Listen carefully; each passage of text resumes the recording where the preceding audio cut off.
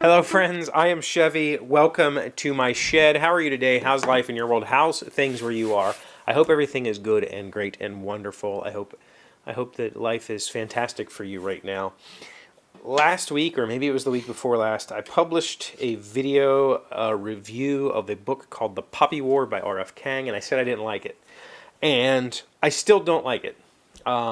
But I thought I would try to read another Eastern-inspired book that also has very, a huge reception, and that is called The Sword of Kaigen, or Kaigen, or Kaijin, or Kaijin. I don't know how it's pronounced. It's also an Eastern-inspired story, but it's Japanese. And I'm not going to finish it because I'm just not enjoying it at all. Very similarly to the way that I didn't enjoy Poppy War, but the difference here is the Poppy War, I really loved the first half of the book. It was super interesting and super awesome. It was that weird twist literally halfway through the book that made it completely unfun for me. Whereas this Sword of Kaigen or Kaijin is just boring. Like I'm about a quarter of the way through the book and I just can't. And on top of that, in order to read the book, you kind of have to have a companion glossary because it's so out there.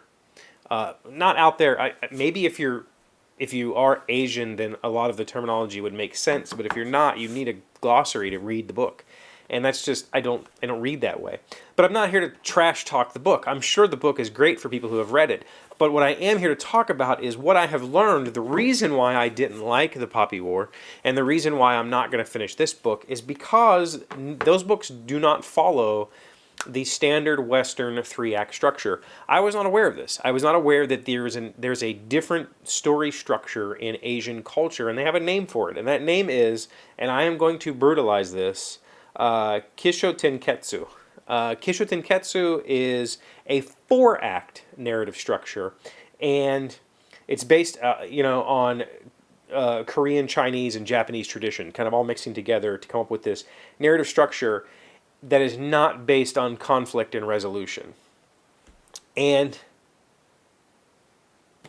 that's a little bit misleading because it doesn't mean that there's no conflict. In fact, in the Poppy War, there was a lot of conflict. There was conflict between characters. There was conflict internally to the main character. There was conflict externally to a rogue nation. In this sort of Kaigen, there's a whole lot of internal character conflict happening. There's an external conflict happening.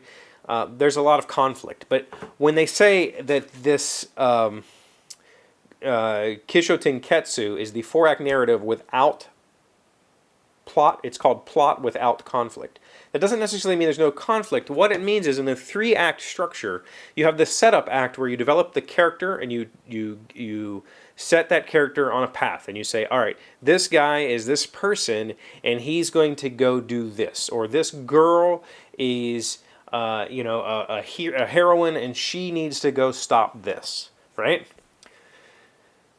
The conflict, when we talk about that three-act structure, is that this heroine needs to go stop this, but that's not what that's what she wants to do. But that's not what she needs. What she needs is something completely different, and it's the balance between those two that causes the conflict in the three-act structure. During the second half of that act, or the second act of that story, she starts on her path to go stop the bad guy or whatever, but what she discovers is she's sacrificing all of her friendships to do that, and she's losing control of her humanity because all of her friends, she's not spending any time with the people who love her or whatever. So her actual need is to surround herself with caring people, but her want is to be this reckless heroine. Or with the dude going to the guy who needs to go get the thing, that's what he wants. He wants to get the thing. He needs to have that. He needs to have the job, or he needs to have the MacGuffin. But what he really needs is to come to terms with his wife's death. And that's the conflict. And so we set all that up in the second act, and at the end of the second act, the character has a brutal downfall. The guy who tries to go get the thing fails.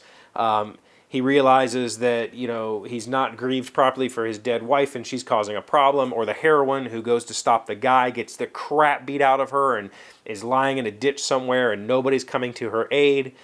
And then the third act is when we resolve all of that, when that the heroine realizes that she needs her friends because she's abandoned them, and because of that, they're not there for her. And the dude who's lying, who's failed to get the job or failed to find the MacGuffin, realizes that he needs to come to terms with his wife's death so that he can move on with his life, and that chasing empty, vacuous objects is not the way to forward. And in the third act we resolve all of that. Well, maybe I should write those two books. In this version, in this four-act structure, it's not like that at all. Instead, each act has its own sort of conflict resolution within it. And so what we have is the Kai, or the introduction, where the character setting and situation are established. And that's all it is. It's literally just a plot establishment. It's not about character establishment, it's about plot. Then we have the show, which is the development, and it's an expansion of the first major act, where we expand on the world. We start off with a very small, narrow view, and then we expand on the world. And then the 10 is the twist. And in that Poppy War book, it was literally going from this world where these soldiers trained at a military academy and nobody believed in magic because shaman don't exist, and then the girl wakes up and she's talking to a bucket of water, and everything is upside down because she's no longer going to graduate from this academy, and she's now part of this weird, umbrella academy group of people who have all these strange powers. But the concept here is the ketsu, or the conclusion of all of those things, is we make sense out of that third act, that strange, weird third act, and we combine it with the first two acts and we wrap it all up. That's what's supposed to happen in this four-act structure. And the reason that the Poppy War, I think, didn't work for me is because that fourth act didn't do that. It didn't resolve those things together. It didn't resolve any of that stuff. It kind of opened new doorways, which, if you want to continue reading the series, that's great. But I wanted to read the book, and I did, and I didn't really enjoy it. And in this book, I'm not going to lie, I went and read what the twist is, and I'm just not interested at all. All of that is to say that until a couple of days ago, I was unaware of this four-act plot structure that is so core to Asian storytelling. And it maybe tainted my view of both of these books, but what I've realized is it's just not for me. Like, I don't enjoy that twist. It's too jarring. It's too like, what is this? And the entire intent, if you read this, the twist, the 10 in the Kishōtenketsu, is the story takes a turn in a contrasting, seemingly separate situation. That's the whole point. The character's doing a thing in the first two acts. We establish the character, we establish a setting, we expand on that dramatically in the second act, and in that third act, bam, it's like a completely different story.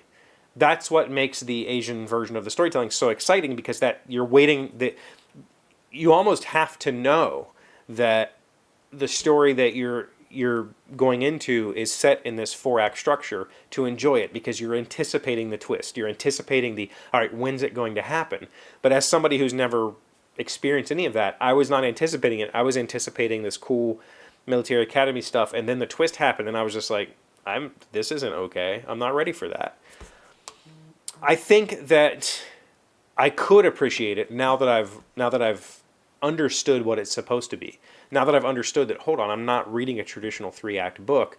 I'm reading this four-act structure that has this weird middle point, and I would like to explore it some more. So I guess what I would like to say is, I don't think that it's for me, but maybe I'm wrong. Maybe I need to find some lighter Asian-inspired stories. I don't know if light novels do the four-act thing. Maybe they do, and maybe I should read some Japanese light novels.